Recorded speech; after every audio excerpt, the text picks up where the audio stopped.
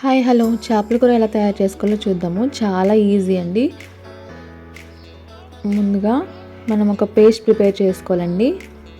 అల్లం, వెల్లుల్లి, జీలకర్ర, ధనియాలు, ఉల్లిపాయ ఒకటైతే సరిపోతుందండి.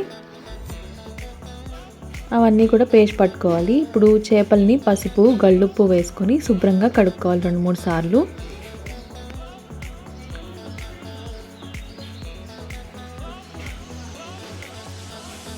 అవి కడుక్కున్నాక 3 టేబుల్ స్పూన్ల కారం, మీ రుచికి సరిపడా ఉప్పు వేసుకోండి. గళ్ళు పైన వేసుకోవచ్చు, నార్మల్ ఉప్పు అయినా వేసుకోవచ్చు. ముక్కలకి బాగా పట్టేలా కలుపుకోండి. దీంట్లోనే 1 టేబుల్ స్పూన్ నూనె వేసుకోవాలి.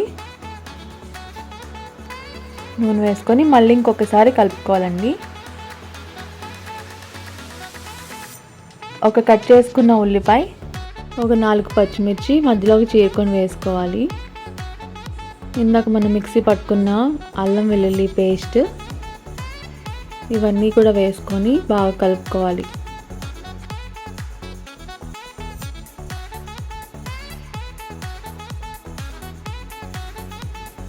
మనం చింతపండు రసం పోసుకోవాలండి. మనం ఆల్రెడీ చింతపండు నానబెట్టుకొని పెట్టుకోవాలి. మన పులుపుకి సరిపడా చింతపండు వేసుకోవాలి. మనకి ఎంతైతే పులుసు కావాలో అన్ని వాటర్ పోసుకోవాలి.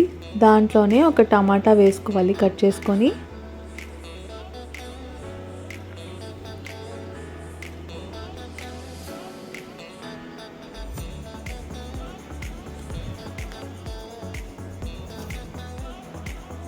ఇప్పుడు దీన్ని అంతటినీ కూడా మనం స్టవ్ మీద పెట్టుకోవాలి. హై ఫ్లేమ్లో పెట్టుకొని ఉడికించుకోవాలండి.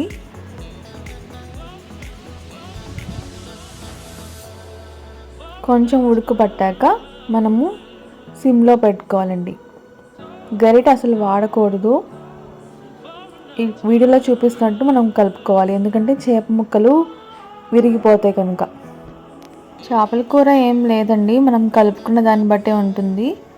మిగతా అంతా 15 మినిట్స్లో రెడీ అయిపోతుంది. కొంతమంది అల్లం వెల్లుల్లి పేస్ట్, ఉల్లిపాయలు అవన్నీ వేయించుకొని చేసుకుంటారు. ఇలా కూడా ఒకసారి ట్రై చేసి చూడండి. లాస్ట్లో మనము కట్ చేసుకున్న కొత్తిమీర యాడ్ చేసుకోవాలి.